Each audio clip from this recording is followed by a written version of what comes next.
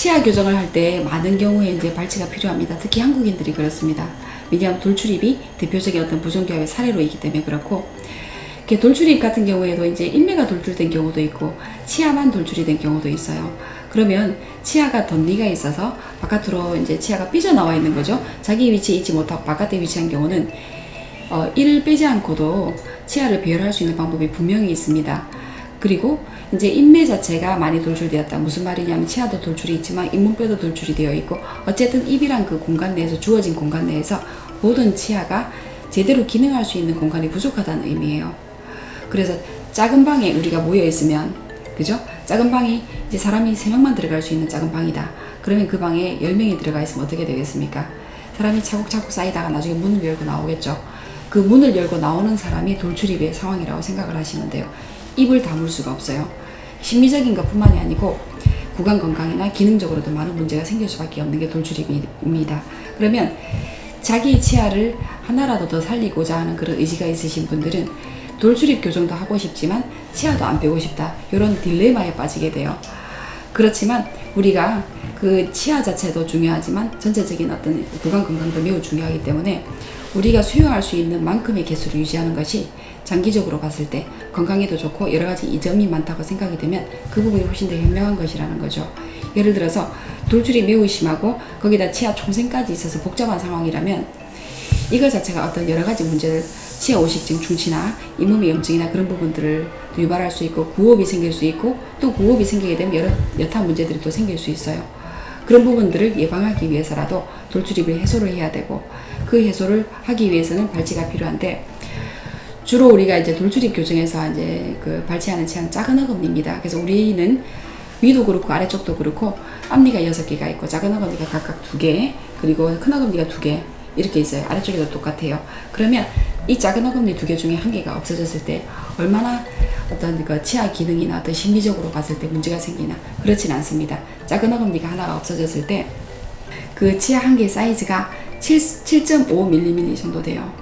그렇지만 양쪽을 하게 되면 1cm가 훨씬 넘죠, 그죠? 그러면 그 치아가 발치가 됐을 때 앞니가 뒤로 들어갈 것이고 어금니도 어느 정도 위치가 조정이 될 것이고, 그러면 작은 어금니와 큰 어금니의 컨택이 생기고 접촉이 잘 형성이 되고 아래 위로 접촉이 잘 생겼을 때 우리가 어떤 씹는 효율이라든지 어떤 기능이라든지 발음이라든지 여러 가지 어떤 그런 이점이 생길 수 있기 때문에 작은 어금니가 없어서 기능이 나빠지거나 오히려 풍치가 생겼을 때 뭐 풍치가 생긴다거나 잇몸이 약해진다거나 주변의 치아에 안 좋은 영향을 준다거나 씹는 힘 자체가 떨어져서 잘 안 씹힌다거나 이런 걱정 자체는 크게 안 하셔도 될 것 같아요.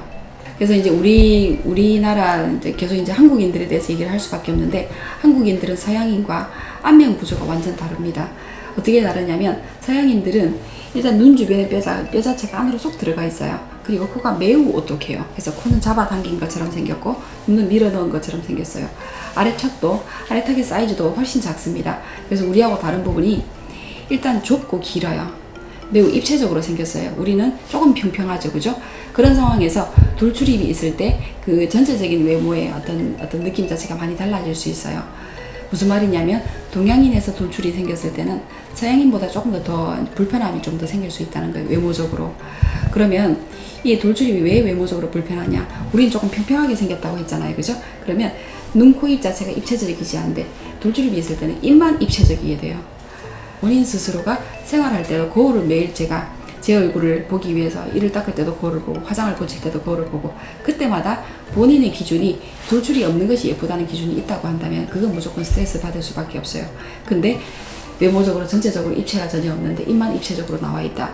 교정 자체가 양악수술이나 돌출입 교정 수술, 악교정 수술하고 비교해서는 훨씬 더 안전하다고 봐요. 그래서 교정 치료를 통해서 작은 어금니를 빼야 되는 그런 슬픈 상황이 생긴다 하더라도 작은 어금니를 발치를 해서 공간을 모아주고 전체적으로 입술이 편안하게 닫히게끔, 평소에 생활할 때 발음하기도 그렇고 남들하고 얘기할 때도 그렇고 밥 먹을 때도 그렇고 본인 스스로가 편안하게 느낄 수 있는 그런 장점이 있어요, 돌출입이 해소됐을 때. 그래서 그런 부분의 치료가 꼭 필요하다고 생각이 듭니다. 그래서 이제 그 일반적인 돌출입 교정 치료도 있고요. 그리고 이제 킬본 교정을 했을 때는 이제 심지어는 재교정 치료의 경우인데 이전에 교정치료를 한번 했어요. 작은 어금니를 상하기도 빼고 하하기도 빼고 더 이상 뺄 치아가 없어요. 그러면 예를 들어서 그분은 사랑니가 나 있고 사랑니가 충분한 공간을 차지하고 있다. 그러면 어차피 기능을 잘 하지 못하는 사랑니를 발치를 하고 전체적으로 킬본 교정으로 뒤로 당기는 방법도 할 수 있겠습니다. 그러면 이전에는 발치가 되어 있지만 지금 새로 교정을 하기 위해서 이제 준비를 하는 과정에서 다른 추가적인 발치는 없다는 것이죠. 그리고 아이들 같은 경우에도 이게 입 공간 자체가 위에 턱뼈 입 공간 자체가 많이 좁아져 있어서 돌출이 심한 경우가 있어요. 여러분들이 러버볼 있죠. 고무로 된 그릇을 이렇게 누르면 어떻게 돼요? 옆에는 좁아지는 대신 앞이 튀어나오게 되죠. 그런 형의 돌출입이 있을 수 있어요. 이런 경우는 이 폭경 자체를 원래대로 회복을 시켜줘서 충분한 폭경, 정상적인 어금니 쪽의 폭경을 회복을 시켜줌으로써 돌출 자체를 어느 정도는 해소를 할 수 있어요. 아이들 같은 경우에는 상악궁, 위턱뼈의 어떤 성장 자체가 10대 중반이면 성장이 마무리되는 그런 시점이라고 볼 수 있어요. 그럼 그 전에 과도하게 좁아져 있는 그런 경우는 충분히 뼈의 공간을 얻을 수 있는 그런 잠재력이 있어요.